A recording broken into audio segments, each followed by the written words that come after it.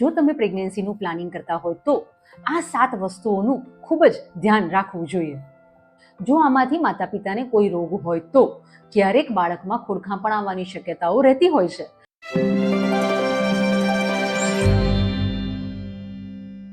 શું આપ pregnancy plan કરી રહ્યા છો?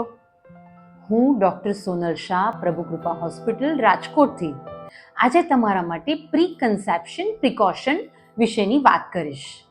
એટલે કે જો તમે પ્રેગ્નન્સીનું પ્લાનિંગ કરતા હોય તો આ 7 વસ્તુઓનું ખૂબ જ ધ્યાન રાખવું જોઈએ.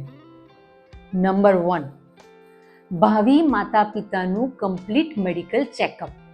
એટલે કે માતા પિતાના હિમોગ્લોબિન વિશેની જાણકારી, એમના થાઇરોઇડ વિશેની જાણકારી, તેમના શુગર અને બ્લડ પ્રેશર વિશેની જાણકારી.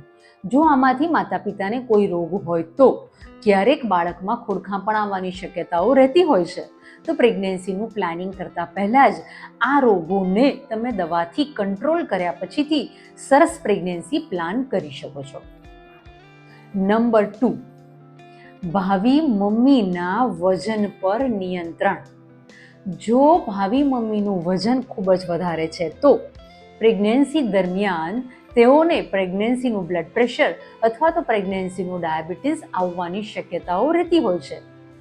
આવી માતાઓમાં કોઈકવાર ઓછા વજનવાળા બાળકનો જન્મ થવાના પણ ચાન્સીસ રહેતા હોય છે.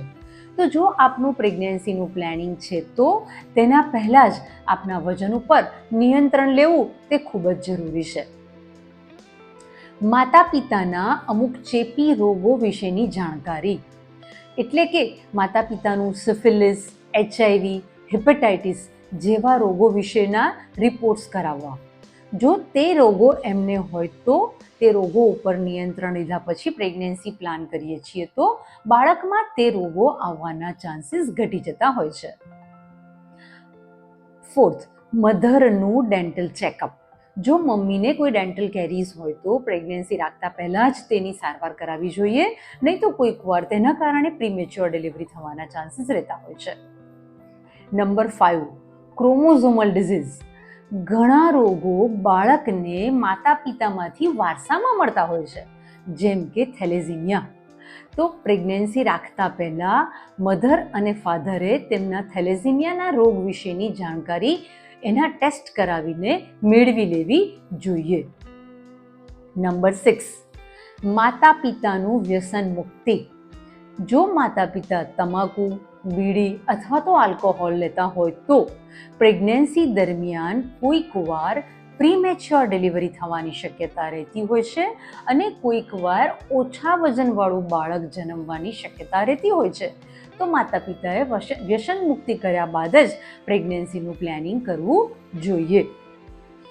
નંબર 7, જો મમ્મી કોઈ લાંબા સમયથી રોજ લેવી પડતી હોય તેવી દવા ઉપર છે તો તે દવા વિશે તે ડૉક્ટરને પાસે માહિતી લેવી જોઈએ. ઉદાહરણ તરીકે એપિલેપ્સી એટલે કે ભાઈ ખેંચાંચકી. જો મમ્મી લાંબા સમયથી ખેંચાંચકીની દવા લે છે તો એણે તેના ખેંચાંચકીના ડૉક્ટર પાસે જઈ અને સમજવું જોઈએ કે તેણી હવે પ્રેગ્નન્સીનું પ્લાનિંગ કરે છે તો પ્રેગ્નન્સીમાં લઈ શકાય તેવી ખેંચાંચકીની દવા ઉપર તે ડૉક્ટર તેમને શિફ્ટ કરી શકે છે. આ પ્રમાણે કરવાથી તમે સ્વસ્થ બાળક લઈને ઘરે જઈ શકો છો. Thank you.